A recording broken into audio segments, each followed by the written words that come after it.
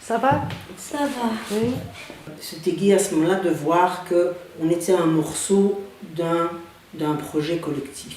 C'est quelque chose qui va être favorable à cette réinsertion donc dans la vie de monsieur et madame tout le monde. Want dankzij de pigeon en mijn contact met Sébastien heb ik mijn saxofoon opnieuw eigenlijk uit het stof gehaald. Et je trouvais qu'à chaque fois il ressortait des choses vraiment super belles et intéressantes et qu'il n'y avait justement pas cette espèce de pression qu'on peut se mettre dans des projets artistiques collectifs ou pas, enfin voilà, quand on se mêle à autre chose. Et puis moi je trouve que c'est vraiment important, enfin, c'est une de mes valeurs que l'art, la culture doivent être accessibles à tous et que ça peut être aussi une forme de thérapie d'une certaine manière, enfin, en tout cas d'expression personnelle. Ça m'a amené beaucoup de joie, être fier de moi,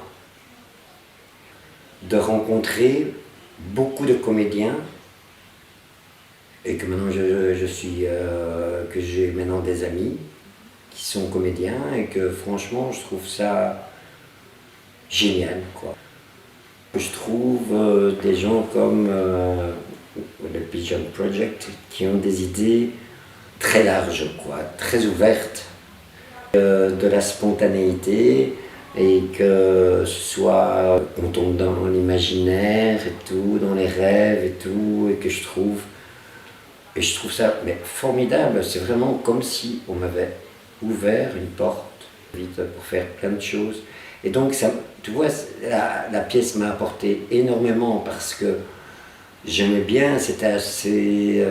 pour moi, c'est un peu punk comme ça.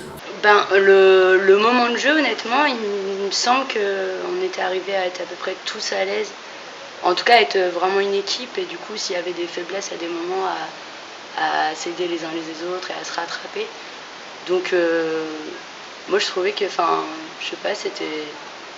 Enfin, il y avait un vrai travail d'équipe, on était vraiment ensemble. Et avant, dans la préparation, je trouvais intéressant justement de pouvoir être là et amener des outils à des gens qui n'avaient pas forcément au début une pratique de la scène, leur dire voilà comment se dépatouiller avec ça ou ça, enfin pouvoir les aider. Moi, j'aime toujours bien aider les autres, enfin, quand on est tous sur le même projet, que ça fonctionne, quoi.